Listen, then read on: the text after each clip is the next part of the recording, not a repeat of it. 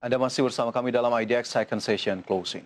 Kucuran dividen oleh sejumlah emiten pertambangan batu bara untuk tahun buku 2020 menurun dibandingkan tahun sebelumnya. Beberapa emiten bahkan menurunkan dividen payout ratio tahun buku 2020 untuk membantu pendanaan perusahaan pada tahun ini. Musim pembagian dividen tahun ini tampaknya agak berbeda dengan tahun sebelumnya. Kucuran dividen oleh sejumlah emiten pertambangan batubara untuk tahun buku 2020 menurun seiring dengan tekanan kinerja akibat pandemi COVID-19.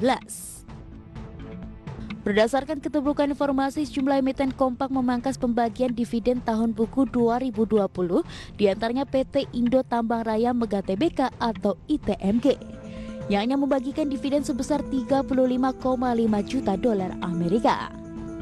Jumlah tersebut lebih rendah dibandingkan dengan dividen tunai tahun buku 2019 yang mencapai 129,42 juta dolar Amerika.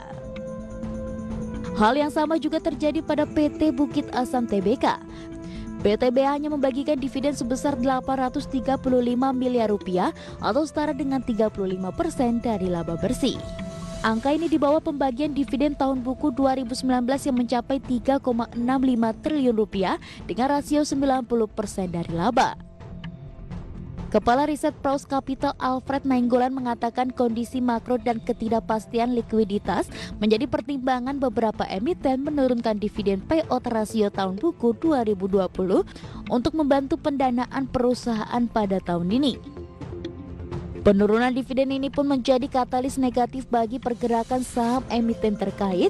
Pada penutupan perdagangan kemarin, saham PTBA dan ITMG kompak melemah di saat mayoritas saham batubara bergerak di zona hijau. Kendati demikian, prospek kinerja emiten batubara ke depan masih cukup baik seiring dengan kenaikan harga komoditas yang naik cukup signifikan pada tahun ini. Berbagai sumber, IDX Channel.